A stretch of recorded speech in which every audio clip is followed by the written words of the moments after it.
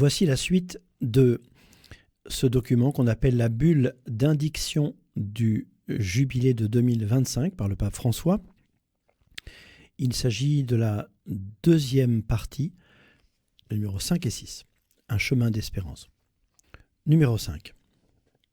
De cet entrelacement entre espérance et patience apparaît clairement le fait que la vie chrétienne est un chemin qui a besoin de moments forts pour nourrir et fortifier l'espérance, compagne irremplaçable qui laisse entrevoir le but, la rencontre avec le Seigneur Jésus.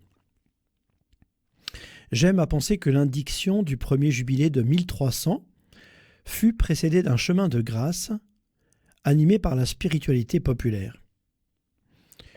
Nous ne pouvons pas oublier, en effet, les diverses formes à travers lesquelles la grâce du pardon fut abondamment répandue sur le saint peuple fidèle de Dieu. Rappelons par exemple le grand pardon que saint Célestin V voulut accorder à ceux qui se rendaient à la basilique Sainte-Marie de Collemeaggiò à L'Aquila les 28 et 29 août 1294, 6 ans avant que le pape Boniface VIII institue l'année sainte. L'Église faisait donc déjà l'expérience de la grâce jubilaire de la miséricorde. Et même avant, en 1216, le pape Honorius III avait accueilli la supplique de saint François qui demandait l'indulgence pour ceux qui visiteraient la portioncule les 2 premiers jours du mois d'août. Il en va de même pour le pèlerinage à Saint-Jacques de Compostelle. Le pape Calixte II, en 1122, permit que le jubilé soit célébré dans ce sanctuaire chaque fois que la fête de l'apôtre Jacques coïnciderait avec un dimanche. Il est bon que cette modalité diffuse de célébration jubilaire se poursuive, afin que la force du pardon de Dieu soutienne et accompagne le cheminement des communautés et des personnes. Ce n'est pas un hasard si le pèlerinage est un élément fondamental de tout événement jubilaire. Se mettre en marche est caractéristique de celui qui va à la recherche du sens de la vie. Le pèlerinage à pied est très propice à la redécouverte de la valeur du silence, de l'effort, de l'essentiel. L'année prochaine encore, les pèlerins de l'espérance ne manqueront pas d'emprunter des chemins anciens et modernes pour vivre intensément l'expérience jubilaire. Dans la ville même de Rome, il y aura aussi des itinéraires de foi, en plus des traditionnels itinéraires des catacombes et des 7 églises. Transiter d'un pays à l'autre, comme si les frontières étaient abolies, passer d'une ville à une autre, dans la contemplation de la création et des œuvres d'art, permettra de tirer profit des expériences et des cultures diverses pour porter en soi la beauté qui, harmonisée par la prière, conduit à remercier Dieu pour les merveilles qu'il a accomplies. Les églises jubilaires, au long des itinéraires et dans l'Urps, ce mot latin, Urps, signifie la ville de Rome.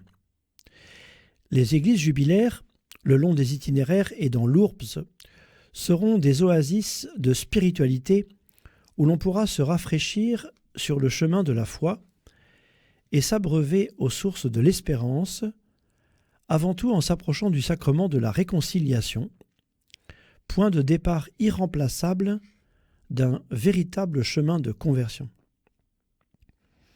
Dans les églises particulières, l'on veillera de manière spéciale à la préparation des prêtres et des fidèles aux confessions et à l'accessibilité du sacrement sous forme individuelle. Je voudrais, au cours de ce pèlerinage, adresser une invitation particulière aux fidèles des églises orientales, surtout à ceux qui sont déjà en pleine communion avec le successeur de Pierre. Eux qui ont tant souffert, souvent jusqu'à la mort, en raison de leur fidélité au Christ et à l'Église, ils doivent se sentir particulièrement les bienvenus dans cette Rome qui est aussi leur mère et qui conserve de nombreux souvenirs de leur présence. L'Église catholique, enrichie par leur très ancienne liturgie, par la théologie et par la spiritualité des pères, des moines et des théologiens, veut exprimer symboliquement leur accueil, ainsi que celui de leurs frères et sœurs orthodoxes, alors qu'ils vivent déjà le pèlerinage de la Via Crucis, le chemin de croix, qui les contraint souvent à quitter leur terre d'origine, leur terre sainte, desquelles ils sont chassés par la violence et l'instabilité, vers des pays plus sûrs. Pour eux, l'expérience d'être aimés par l'Église, qui ne les abandonnera pas, mais qui les suivra où qu'ils aillent, rend le signe du jubilé encore plus fort. Numéro 6. L'année sainte 2025 s'inscrit dans la continuité des événements de grâce précédents. Lors du dernier jubilé ordinaire, le seuil du deuxième millénaire de la naissance de Jésus-Christ a été franchi. Ensuite, le 13 mars 2015, j'ai proclamé un jubilé extraordinaire dans le but de manifester et de permettre à tous de rencontrer le visage de la miséricorde de Dieu, annonce centrale de l'Évangile pour toute personne de toute époque. Le temps est venu d'un nouveau jubilé, au cours duquel la porte sainte sera à nouveau grande ouverte pour offrir l'expérience vivante de l'amour de Dieu qui suscite dans le cœur l'espérance certaine du salut dans le Christ. En même temps, cette année sainte guidera la marche vers un autre anniversaire fondamental pour tous les chrétiens. En 2033, en effet, seront célébrés les 2000 ans de la rédemption accomplie par la passion, la mort et la résurrection du Seigneur Jésus. Nous sommes ainsi devant un parcours marqué par de grandes étapes dans lesquelles la grâce de Dieu précède et accompagne le peuple qui marche avec zèle dans la foi, œuvre dans la charité et persévère dans l'espérance.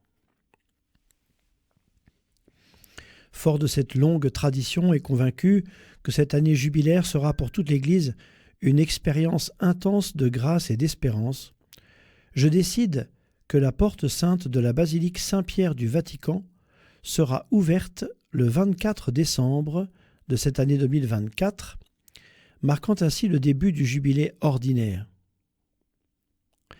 Le dimanche suivant, le 29 décembre 2024, j'ouvrirai la porte sainte de ma cathédrale Saint-Jean de Latran, qui fêtera le 1700e anniversaire de sa dédicace, le 9 novembre de cette même année. Puis le 1er janvier 2025, en la solennité de Marie, Mère de Dieu, sera ouverte la porte sainte de la basilique papale Sainte-Marie Majeure. Enfin, le dimanche 5 janvier, la porte sainte de la basilique papale Saint-Paul-Hors-les-Murs sera ouverte. Ces 3 dernières portes saintes seront fermées au plus tard, le dimanche 28 décembre de la même année. En outre, j'établis que le dimanche 29 décembre 2024, dans toutes les cathédrales et co-cathédrales, les évêques diocésains célébreront la Sainte Eucharistie pour l'ouverture solennelle de l'année jubilaire, selon le rituel qui sera préparé pour l'occasion. Pour la célébration dans l'église co-cathédrale, l'évêque pourra se faire remplacer par un délégué spécialement désigné. Un pèlerinage partant d'une église choisie pour la collectio vers la cathédrale sera le signe du chemin d'espérance qui, illuminé par la parole de Dieu, rapproche les croyants.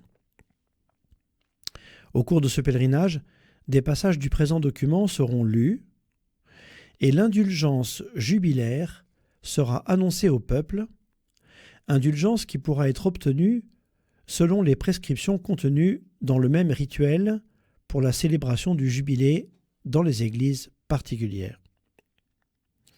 Au cours de l'année sainte, qui s'achèvera le dimanche 28 décembre 2025 dans les églises particulières, on veillera à ce que le peuple de Dieu accueille avec une pleine participation tant l'annonce d'espérance de la grâce de Dieu que les signes qui en attestent l'efficacité.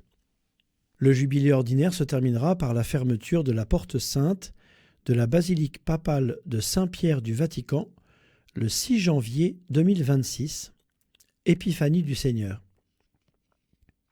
Puisse la lumière de l'espérance chrétienne atteindre chacun comme message de l'amour de Dieu adressé à tous. Puisse l'Église être un témoin fidèle de cette annonce dans toutes les parties du monde.